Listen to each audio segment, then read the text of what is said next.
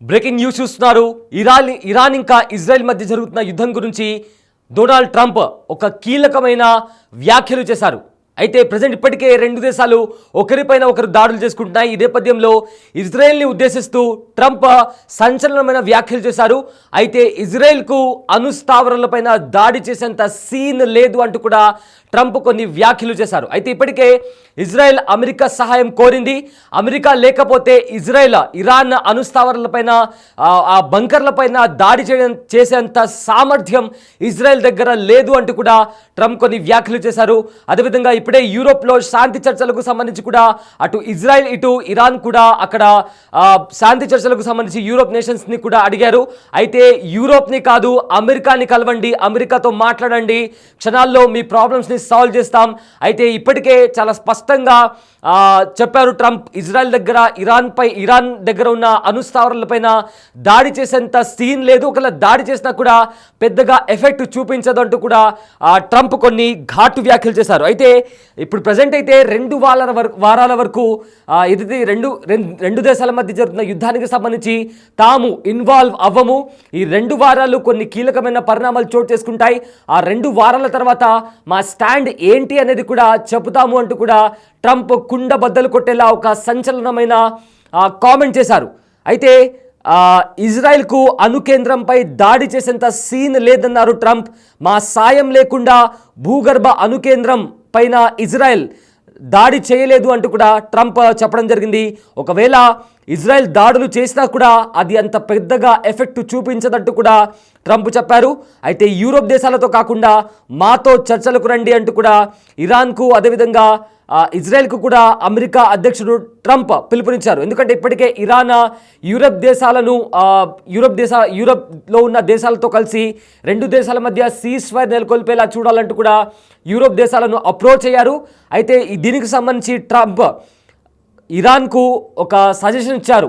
ఇరాన్కు America అధ్యక్షుడు ఒక పిలుపునిచ్చారు. మీరు యూరోప్ దేశాలతో కాకుండా మాతో చర్చలకు రండి అంటూ కూడా చెప్పడం జరిగింది. అయితే ఇప్పటికే ఇజ్రాయెల్ అమెరికా సహాయం కోరింది. అయితే ఇరాన్పై దాడి చేస్తారా అని అడిగితే ట్రంప్ మాత్రం ఆచితూచి స్పందించారు. దాడి అనేది చివరి అస్త్రం అంటూ కూడా ట్రంప్ కీలకమైన స్టేట్మెంట్ ఇచ్చారు. అయితే ప్రజెంట్ 2 వారాల పాటు అమెరికా జోక్యం చేసుకోబోదని అంటూ కూడా క్లారిటీ ఇచ్చారు ట్రంప్. సో ఇదే అంశానికి సంబంధించి ట్రంప్ ఏం మాట్లాడారో అంటే ఆయన కొన్ని కామెంట్స్ చేశారు. ఇంతకుముందు ఒక 3 డేస్ బ్యాక్ ఏమో 2 రోజుల లోపల ఖచ్చితంగా ఈ కాన్ఫ్లిక్ట్కి సంబంధించి ఒక సొల్యూషన్ని తీసుకొస్తామన్నారు.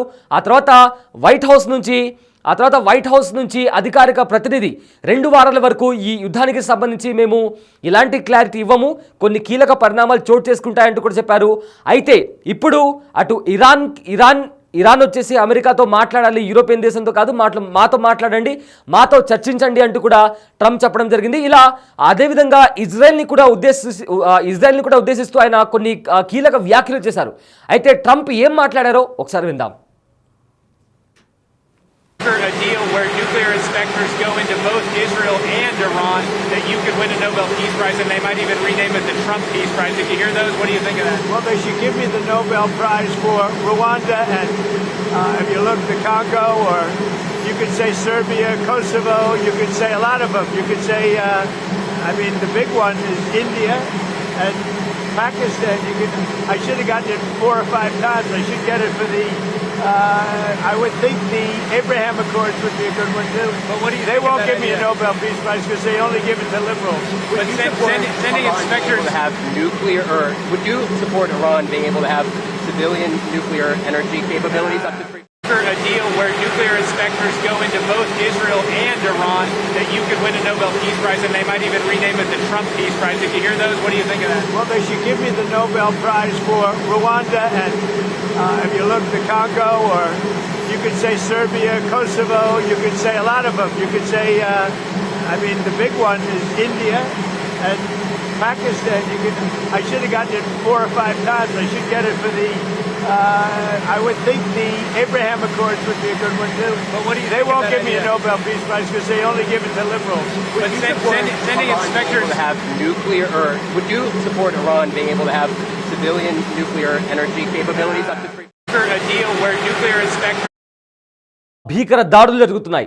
నిన్న కూడా ఇరాన్ ఇజ్రాయెల్ పైన దాడికి దిగింది. ఆ దాడుల్లో మైక్రోసాఫ్ట్ కంపెనీ కూడా చాలా పెద్ద మొత్తంలో అక్కడ ధ్వంసమైంది. అదేవిధంగా ఇజ్రాయెల్ కూడా ఇరాన్ పైన అదే రీతిలో దాడి చేస్తుంది.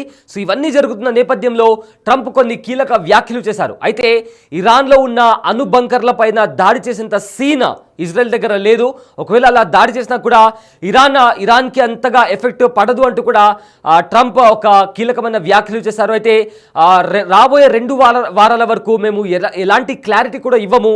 అండ్ ఆల్సో ఇప్పటికే ఇజ్రాయెల్ అమెరికాను కోరింది ఏంటని, ఇరాన్లో ఉన్న అణు కేంద్రాలపైన దాడి చేయండి అంటూ కూడా ఇజ్రాయెల్ అమెరికా సహాయం కోరింది. కానీ ట్రంప్ మాత్రం దాడి అనేది చాలా చివరి అస్త్రం, ఇప్పటికే మేము చర్చలు జరుగుతున్నాయి, సో ఖచ్చితంగా దీనికి సంబంధించి కొన్ని కీలకమైన పరిణామాలు చోటు చేసుకోబోతున్నాయి, అంతేకాని దాడి అనేది చివరి అస్త్రం అంటూ కూడా ట్రంప్ మాట్లాడారు. అదేవిధంగా యూరోప్ దేశాలతో కాకుండా మాతో చర్చలకు రండి అంటూ కూడా ఇరాన్కి ఒక అడ్వైస్ కూడా ఇచ్చారు ట్రంప్. అయితే ఇప్పటికే ఇరాన్ ఇంకా ఇజ్రాయెల్ మధ్య పరస్పర దాడులు కొనసాగుతున్నాయి.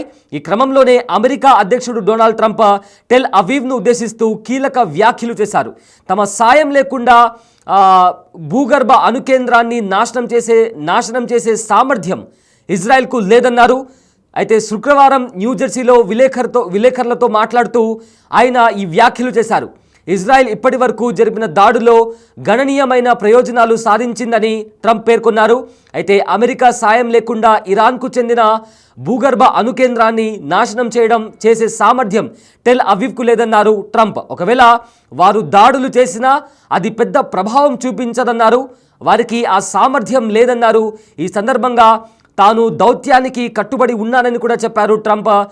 సైనిక కార్యకలాపాలను ఆపివేయాలని ఇజ్రాయెల్ను ఒప్పించడం ప్రజెంట్ అయితే అసంభవం అన్నారు. అయితే ఎవరైనా గెలుస్తుంటే ఇలాంటి అభ్యర్థనలు చేయడం కష్టమని తాను భావిస్తున్నట్లు కూడా తెలిపారు ట్రంప్. ఈ క్రమంలో యుద్ధంలో టెల్ అవీవ్ అద్భుతమైన దాడులు చేస్తుండగా